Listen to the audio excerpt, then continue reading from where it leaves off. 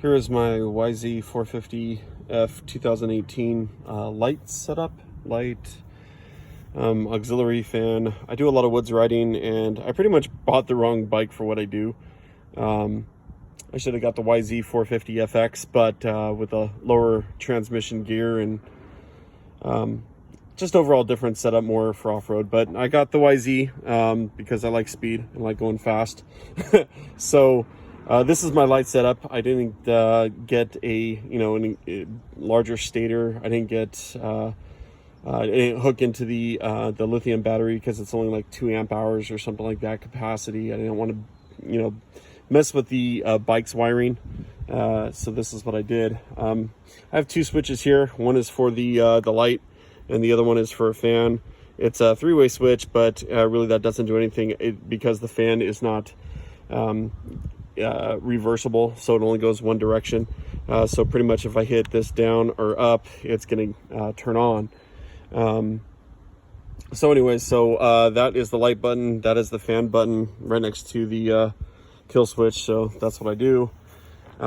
This is my setup here. So I'm actually using a 24 volt battery, and I do a step down to 12 volts because the auxiliary fan and the LED bulb are 12 volts. So basically I just got this unit, and I fabricated this aluminum piece here in order to sit on top of this light that I bought off of eBay. Not sure how much it was, but I replaced the bulb in there for a LED bulb, supposed to be brighter LED bulb instead of halogen, and it uses less wattage because this is going to be a dry setup that I'm going to be running off a battery alone for a few hours. So yeah, gotta save wattage whenever you can.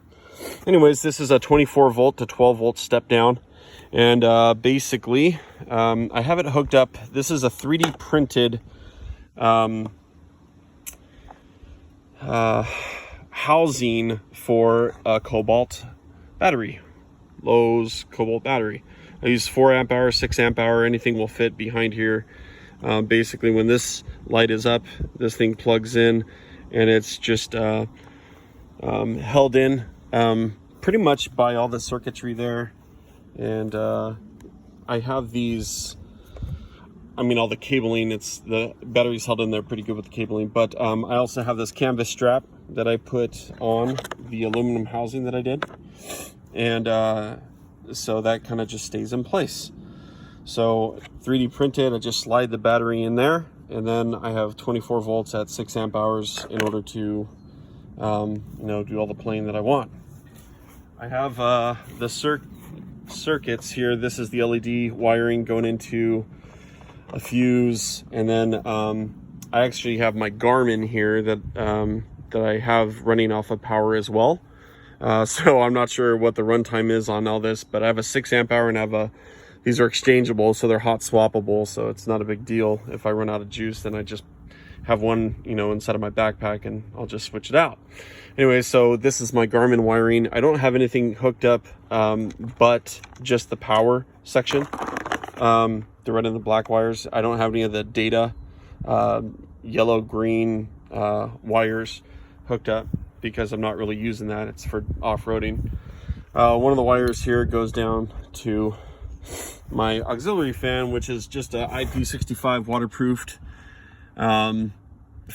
It's just a brushless, pretty much like a CPU fan on steroids. It takes about 1.8 amps initially once it gets started, but it does really well on the hill climbs. Like, I never overheat when I have this thing on. I know that I could get the radiator guards with the YZ450 FX and also the auxiliary fan kit. I believe that they will hook up here, but I just haven't gone that far. I used to run this on my 2007 KX450, and it did a really good job.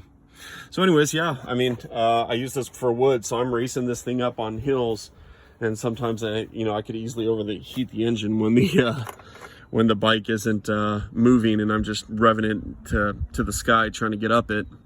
I also installed a reservoir tank right here and behind the left fender.